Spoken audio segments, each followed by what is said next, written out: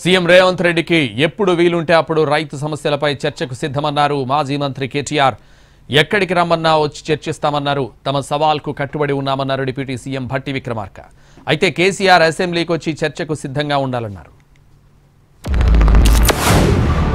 మరి ముఖ్యమంత్రి గారు మాట నిలుపుకొని తప్పకుండా హాజరు కావాలని, ఇవాళ హాజరు కాలేని పక్షంలో మరొక రోజు వారు ఏ స్థలం చెప్పినా, ఏ తేదీ చెప్పినా, ఏ రోజు చెప్పినా, ఏ డేటు ఏ టైం చెప్పినా తప్పకుండా మేము వస్తాము మా పార్టీ తరఫున మళ్ళొకసారి వారి సవాల్ను స్వీకరిస్తూ వారికి విజ్ఞప్తి చేస్తూ చర్చలో తప్పకుండా ఎవరైనా మంత్రి గారు వస్తే వారికి కూడా ముఖ్యమంత్రి గారికి చెప్పాలనుకున్న అన్ని విషయాలు, రాష్ట్రంలో రైతులకు జరుగుతున్న మోసాలు, రాష్ట్రంలో రైతులకు చేస్తున్న అన్యాయం మీద వివరించి చెప్పడానికి మేము సిద్ధంగా ఉన్నామని మళ్ళొకసారి తెలియజేస్తాం.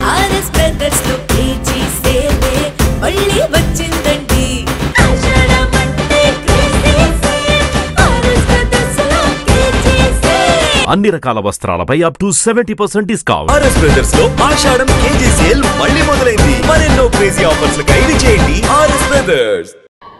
ముఖ్యమంత్రి గారేమో ఆనాటి మాజీ ముఖ్యమంత్రి గారిని శాసనసభకు రండి అని సవాల్ ఇస్తే ఆయన్ని మీరేమో శాసనసభకు రానియకుండా మేమున్నాంలే అని అక్కడికి ప్రెస్ క్లబ్కి వచ్చి నేను సవాల్ స్వీకరిస్తున్నాను, వెయిట్ చేస్తున్నాను అంటే ఈ రాష్ట్ర ముఖ్యమంత్రి ప్రెస్ క్లబ్లోకి వచ్చి సవాల్ విసిరేటటువంటి పెద్ద మనిషి రాకుండా ఎవరు పడితే వాళ్ళు వచ్చి మీరు రండి చర్చిద్దామంటే ఎస్, ముఖ్యమంత్రి గారు స్పష్టంగా చెప్పారు. నిజంగా మీకు సవాలు స్వీకరించాలని ఆలోచన కానీ లేకపోతే మీరు చెప్పింది నిజమని మీరు నమ్ముతా ఉంటే శాసనసభకు రండి, మేము లెక్కలతో సహా ఈ ముఖ్యమంత్రి ఈ రాష్ట్ర ప్రభుత్వం నిరూపించడానికి సిద్ధంగా ఉందని చాలా స్పష్టంగా ఈ సభ నుంచే రాష్ట్ర ప్రజలందరికీ తెలియజెప్పే కాదు ఆ టీఆర్ఎస్ నాయకత్వానికి కూడా చెప్తాను.